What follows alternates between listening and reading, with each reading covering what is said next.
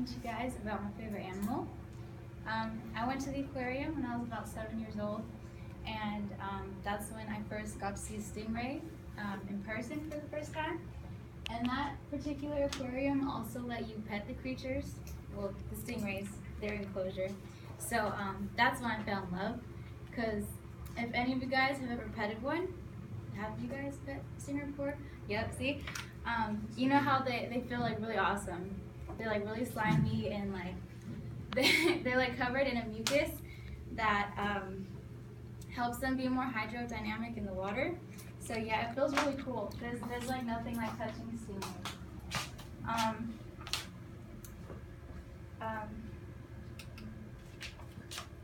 Okay, stingrays spend most of their time half buried in sand. They're pretty laid back animals. I wouldn't really call them predators, but they are considered to be carnivores. They take advantage of camouflage. They're an animal that uses camouflage.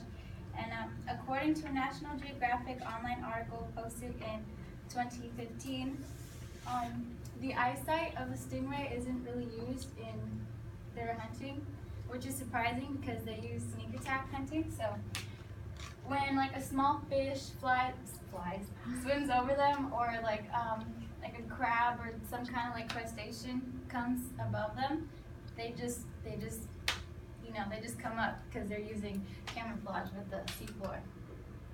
So the nostrils, mouth, and gills are located on the underbelly of the stingray, and that helps with their hunting as well because they're trying to be as flat as possible so that they're not detected, laying on the seafloor.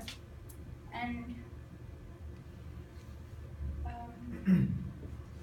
yeah, so when a crustacean, like a crab or shrimp or anything like that, comes above them, the ground automatically they like flip over, so it confuses the animal, and they kick up sand and stuff, and then they're immediately sucked into a mouth full of teeth.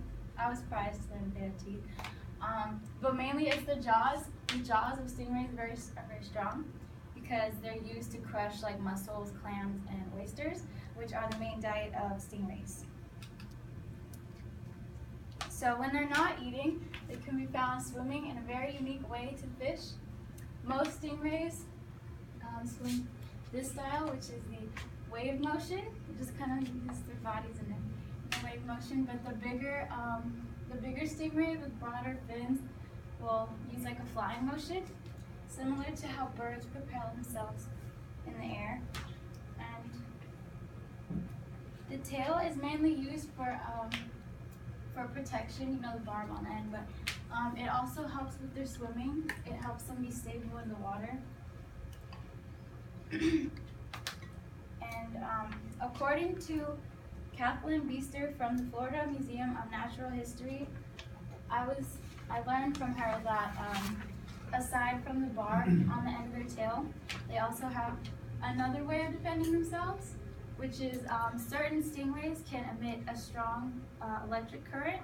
So if they feel threatened, they can emit electricity into the water, and it stuns their possible predators. So, but no human has ever been recorded from, like a death of a human has never been recorded by that type of defense mechanism. So there are up to 60 different species of stingrays in the world that live in oceans all over the world, and they prefer hotter oceans. So like tropical areas and stuff are where most stingrays can be found. And the largest stingray is the manta ray, and the manta ray can grow up to 6 feet and 5 inches, so it's really big, and weigh up to 790 pounds.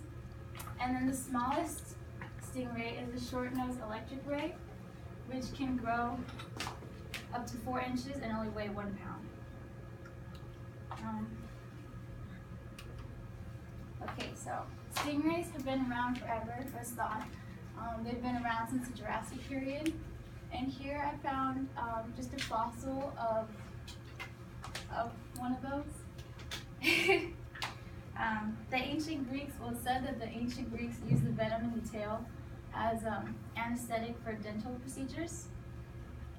And and they're cousins to the shark. Some similarities between the two is that both animals don't have bones. Both animals give birth to like live babies instead of like certain fish and sea turtles that give birth to egg form. Also, they give birth once a year, like the shark, and they have 2 to 6 babies. And sharks usually they come out alive like 2 to 3.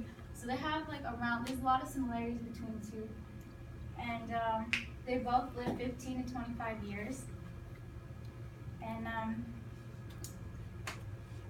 I found that information from an article called Awesome Oceans, written November 15, 2014. So I guess in conclusion, these are my favorite animals. And I think they're really awesome how they look like they're always smiling. I think they're really cute. And they're kind of like underwater couch potatoes. So yeah, I talked about their relation to sharks. I talked about how they spend most of their time. And I talked about what they eat and how they swim. So I hope you learned a little bit more about my favorite animal today.